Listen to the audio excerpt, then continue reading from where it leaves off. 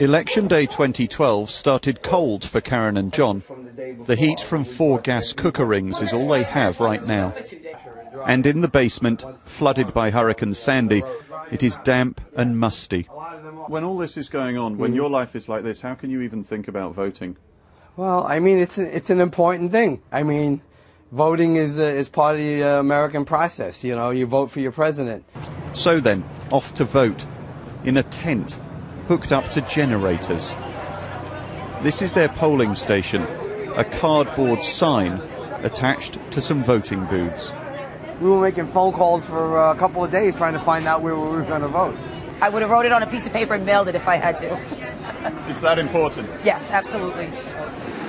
It's 1 week since the big storm battered the Big Apple, throwing out the power and crippling vast areas.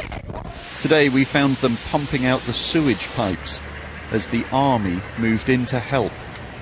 Considering the sheer scale of the devastation here and the fact that they're still cleaning it up, it's a wonder that any election can take place at all. This whole area is out of power, and yet the authorities and indeed the voters have been determined to make sure it can go ahead. While some queued to vote, others queued for fuel. Supplies are still desperately short. The city laid on special buses to transport voters to polling stations. In most areas it was business as usual. Manhattan, back on its feet pretty much. Voters were told they could go to any polling station. In New Jersey, they can vote by email or even fax. It's unlikely any of this will affect the outcome of the national vote, but here in the coastal suburbs, this has been an election like no other. Matthew Price, BBC News, New York.